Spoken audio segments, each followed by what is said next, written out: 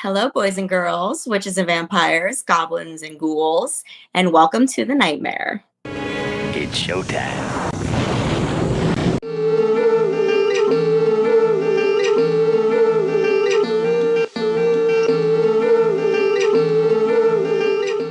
Hello, everyone, and welcome to my brand new channel, Don't Mess with Jess Horror Reviews.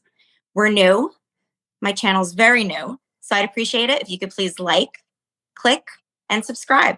Thank you, everyone, for coming today. And before we get started, I just wanted to take a moment out to remember and honor the amazing Catherine O'Hara, who plays Delia Deetz in Beetlejuice.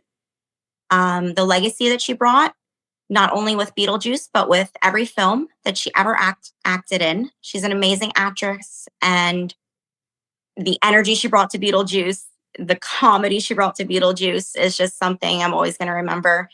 And hopefully, you all will keep her in your memory too.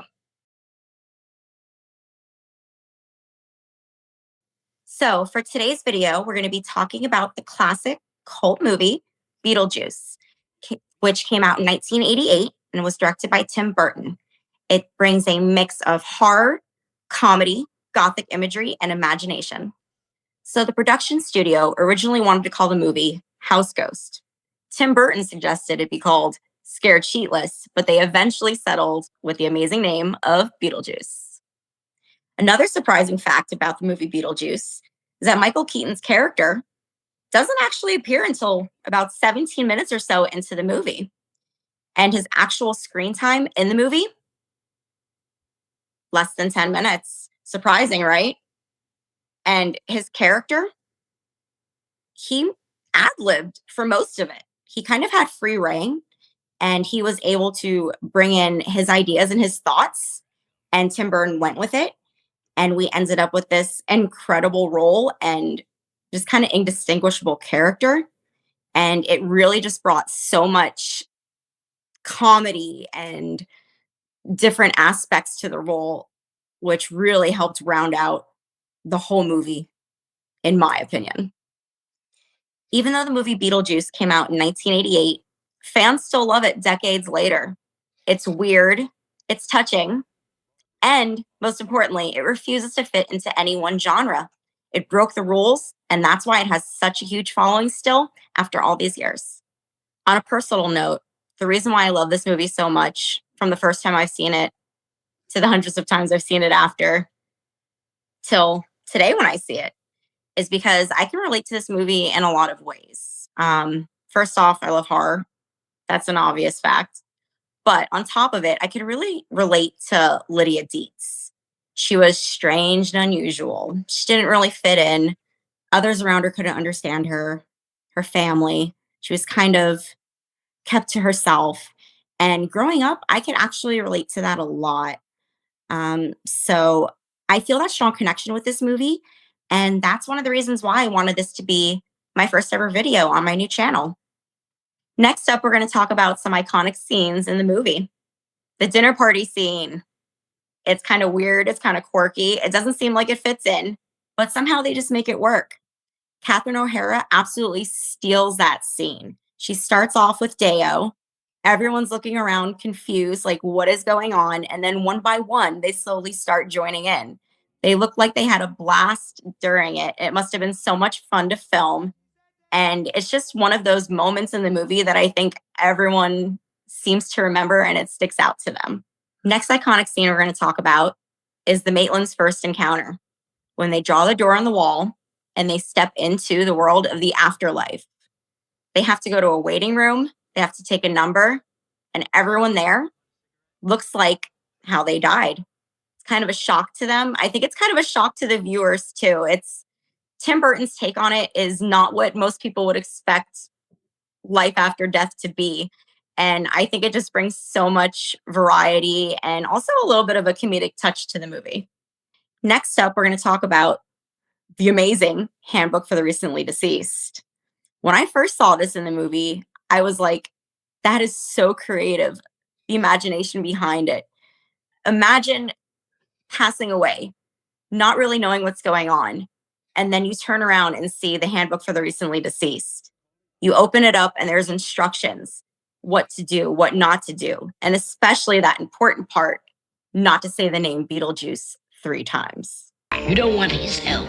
Another great part, and to me, maybe one of my most favorite from the movie, besides, the Deo scene at the dinner table, the dinner party gone wrong, is when the Maitlands are finally able to be seen by the Deetzes. So prior to that, only Lydia could really see them. And when Delia and her husband, Charles, when they finally are able to see them after everything they've been through with Beetlejuice trying to marry Lydia, their daughter, and the turmoil and just the whole debacle that the movie climaxed up to. When they finally see each other, and it's just kind of acceptance like, all right, everything's going to be okay. And it's a very endearing moment in the movie. It's one of many, I believe, but to me, this really stands out. And it's just kind of heartwarming to see, which you don't really expect in this type of movie, but I think it adds a very nice touch to it and it helps balance it out beautifully. I also wanted to go over some really famous, unforgettable, and somewhat hilarious quotes from the movie. His most iconic line, probably, "It's showtime." And then he also says, one of my favorites because I love the movie he references, but he says, "I've seen The Exorcist 167 times and it keeps getting funnier every single time I see it." I think it's just brilliant. I think it's brilliant on the writing part. I think it's brilliant on Michael Keaton's part, and his acting skills just truly shine in those moments. So I wanted to go over another quote from the movie that's maybe not as popular as some other iconic ones like Showtime, but it's when Lydia Deetz says, "I myself am strange and unusual." I connect to this on a personal level. I think it's iconic. I think a lot of people also connect to it. And throughout my childhood and even now, I do find myself strange and unusual. So I would love to know, what's your favorite Beetlejuice moment? Have you seen it more than once? How many times? Is it something you watch often? I would love to hear your thoughts on it. Please comment below and let me know. And also, I would love to hear some of your spooky stories as well. If you enjoyed this video as much as I have, please like and subscribe for some more amazing classic horror movie reviews and breakdowns. And also, please drop in the comments below any ideas that you would like me to review for horror movies or just thoughts or anything in general. It's much appreciated. I just wanted to say thank you all for watching today. To be honest, it's my first video. I was extremely nervous, but I feel like I'm in safe hands with the horror community. I think my love for horror and everyone else's love for horror is what helps make this community just so awesome.